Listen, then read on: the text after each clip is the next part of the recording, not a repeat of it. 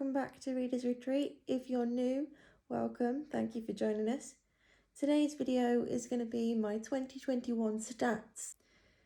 I will leave the graphics from my core pile spreadsheets up here so that you can see them, but to break it all down for you, books read so far this year, I am absolutely chuffed to say 77 so far this year.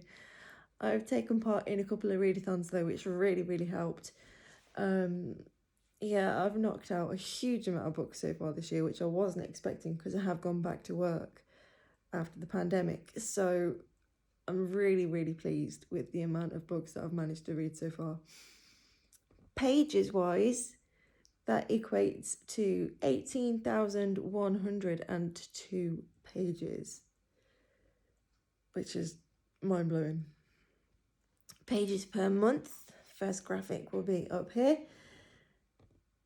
January, I read 2,008 pages, which was 12 books. In February, I read 4,900 pages, which was 15 books, but that's majorly thanks to Jade's readathon, Polathon in February.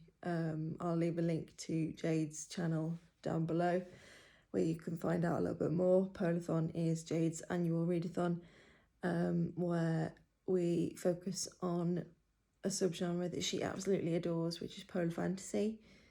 So yeah, that had a huge contribution to the amount of books and the amount of pages I read, so it was great.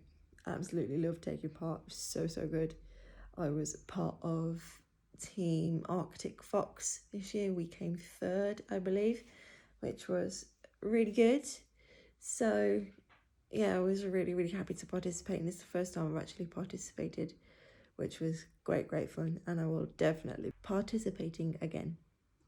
March wasn't such a great month. I read 4 books and that equated to 969 pages, but March, an okay month but not great. April was a little bit better. I read 9 books and that equated to 1,218 pages. May, again, an okay month, 9 books, but that equated to 2,709 pages. June, by far the best month of the year so far, alongside February, of course. I read another 15 books, equating to 2,217 pages. Not quite as many as February, because I did get through some chunky books in February, but June was the month of Whatever-a-thon.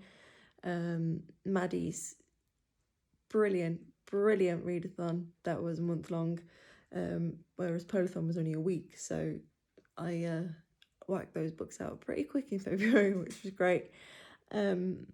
Not all of them, not all 15 in that week, but a fair few. I think it was 10 of them actually. But yes, June was Whatever-a-thon month. I was part of Team Middle Grade Monarchs and we won. Of course we did. We were the best team. 2,217 pages, and some of those were chunky books, I'm proud to say.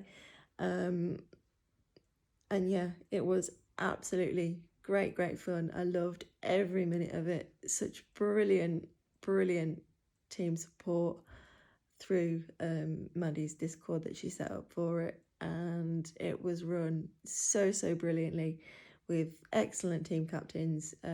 My team captains were Jade and Gavin, Jade from Jadeyraereads and Gavin from How to Train Your Gavin, which again I'll leave links to down below, and of course to Maddie's as well. She's over on Book Browsing Blog.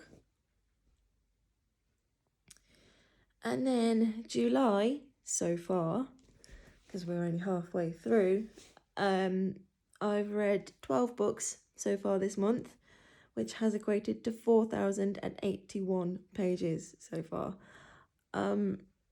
Knocking out some pretty chunky ones this month because my TBR is huge. If you haven't checked out my TBR video for July featuring my new TBR game, Dice and Easy. Please do go check that out because it was such great fun. And yeah, my TBR is huge. It's 30 odd books, but 12 of them so far, and I'm halfway through the month. Not too bad, but I've still got a fair way to go, so need to pick up the pace a little bit if I'm going to complete it. But yeah, it's great fun so far. POC rep. This one I'm not happy with so far this year, to be honest with you. 16% of my books so far this year have been of authors of POC, person of colour. And 84% unfortunately haven't been. That definitely needs to change in the second half of this year. I want to be more diverse in what I read, and that's definitely going to be a goal for the later half of the year for sure. Author gender, I am actually really surprised at and really quite proud of. It's pretty much even Stevens. 51% being male and 49% being female. The men overtaking the women just slightly. But yeah, I'm really proud of that actually. I wasn't expecting that to be that good.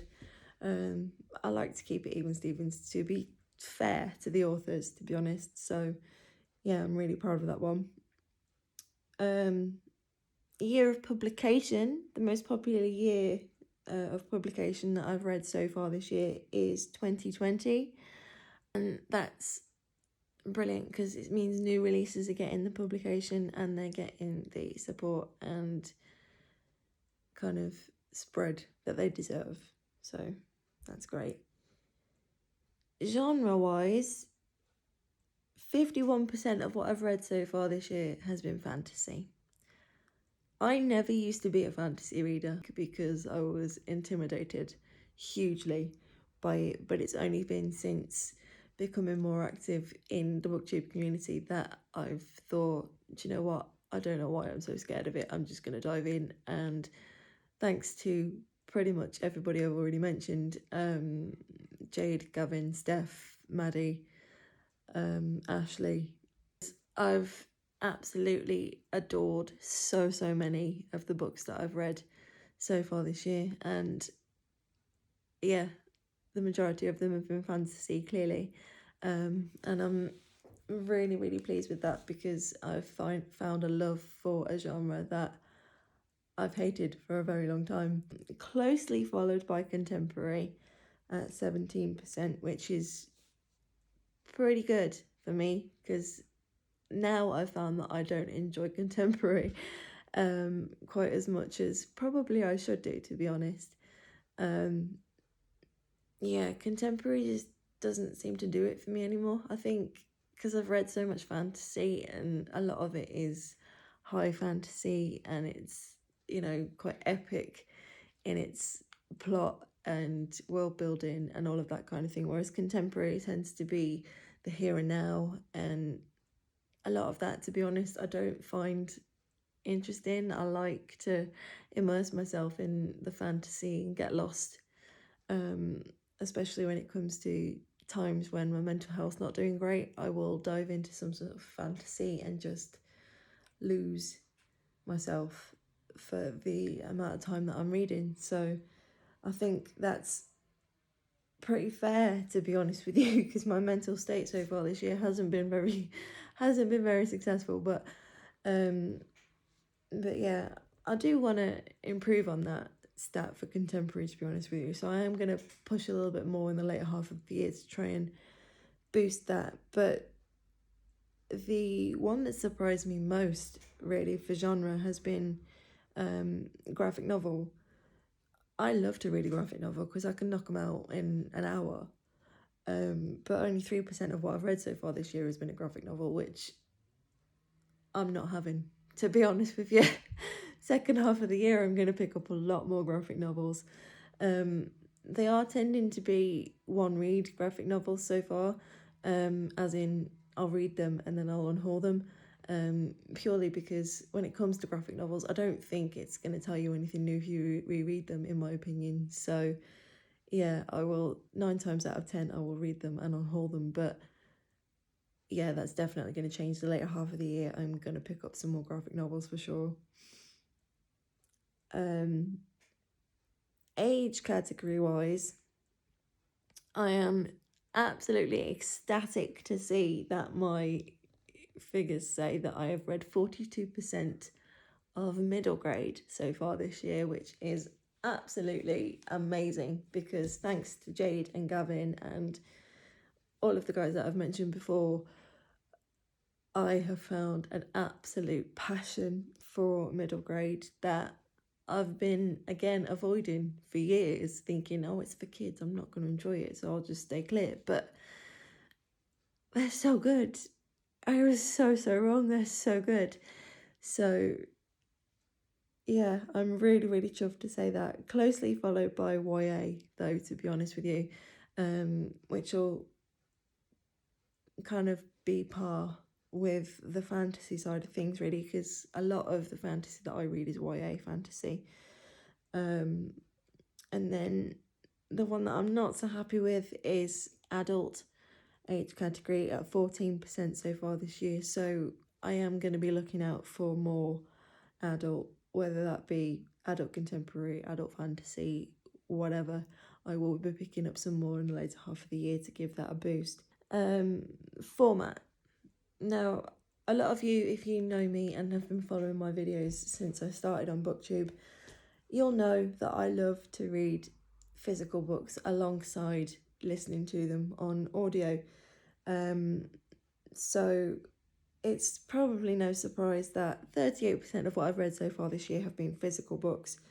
26% have been ebooks, and then 35% have been solo audio. I've only counted solo audio on my Corpal spreadsheet because I haven't picked up the physical book for those. So it's been the sole method of reading has been the audio.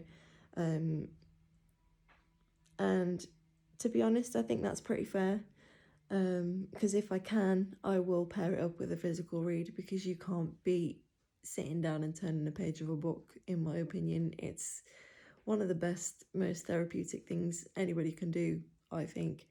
So to then pair that with the audio just adds and enhances the reading experience for me. So I'm pretty happy with that, to be honest with you. I could encourage myself to read a few more ebooks, but then I do have to be careful with ebooks, because if I'm in front of my phone or a screen for a long time, then I can suffer really badly with migraines. So I do have to be very careful with the amount of time I spend reading an ebook, because I'm one of those readers that if I can, I will read in one sitting. So yeah, ebooks don't really bode well for that kind of intense reading. So yeah, I'm pretty pleased with those stats, to be honest with you. And I'm hoping that I can give it a bit more of a boost in the later half of the year. My goal is 100 books, and if I'm already at 77, then I suppose I can slow down and take it easy for a little while. Not this month, because my TBR is huge, but in the later half of the year, if Dyson Easy is kind to me, then I can probably take it easy a little bit and take my time with the remaining books on my goal. Finally, stars wise, because us booktubers love to give books star ratings, I am really surprised to say that my highest rating stats are for 5-star books at 36%. 36% of 77 books that I've read so far this year have been 5 stars, which is amazing. And it just goes to show that there are so many amazing books out there. And I'm really happy with the fact that so many of them have been 5-star reads. I may be being too generous, I don't know, but if I love it, I love it, and that's what I'm going to rate it. So core pile does help you out a lot with that. I haven't really explained that very well so far in this video, but core pile is a rating system that was created by G over at Book Roast, where it basically helps you break down your rating. It stands for characters, atmosphere, writing, plot, intrigue, logic, and enjoyment. So you break down your rating into each one of those categories, give them a score out of 10, and then somehow, through the magic of spreadsheets, she helps you correlate those figures into a star rating. And 36% of my reads so far this year have come out at 5 stars, and I am absolutely over the moon with that. So if you fancy giving core pile a go, I would 100% recommend it, because it does help you to break down the reason why you think a book is worth the star rating that you want to give it. 9 times out of 10 I will give it an initial rating when I've read it, and then I will break it down after that through core pile and change it if necessary. But 9 times out of 10 my initial rating stays the same through core pile. So yeah, it's great fun to do actually, because when I come to write reviews for my blog or a review for my channel, I haven't done many of those yet, but I intend to. That's the easiest way to break it down. So thank you, G, for creating core pile for us. It is absolutely brilliant, and you are a marvel. So yeah, that pretty much rounds up my stats so far for this year. Again, I'm really pleased with my progress so far this year. 77 books in the middle of July is just phenomenal, but I have huge thanks to give to Polathon and Whateverathon. I'm absolutely chuffed with those stats, and I can only hope to improve on them in the second half of the year, and I'm really excited for some of the books that are being released and I'm yet to read. My TBR is huge.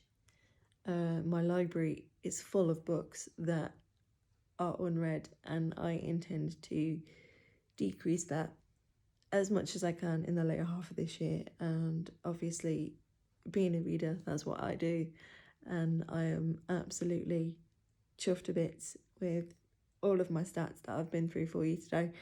And it's given me a plan for the rest of the year, which is really exciting. So fingers crossed, Dice and Easy is nice to me for the rest of the year. But even so, the more books I can read, the better. 100 books in a year is quite a high goal, but then I'm 77 in already, so who knows, I might be able to surpass it quite well this year, which would be absolutely amazing. So yeah, I'm absolutely chuffed. Thank you so much for joining me today. I really do appreciate it. If you've made it to the end of this video, then leave me a book of some sort. As an emoji, if you don't want to make a comment. If you want to leave me your stats so far this year, please do let me know down in the comments, because that'd be really interesting. Let's spark a conversation. And all of my socials will be down below in the description box as always. If you haven't already, please do consider subscribing to my channel. It really does mean the world to me. Give this video a thumbs up, and as I've mentioned before, all of the booktubers that I've mentioned in today's video will be in the description box down below. So come find me, let's be friends, let's chat. Thank you so much for watching, and I will see you in my next video.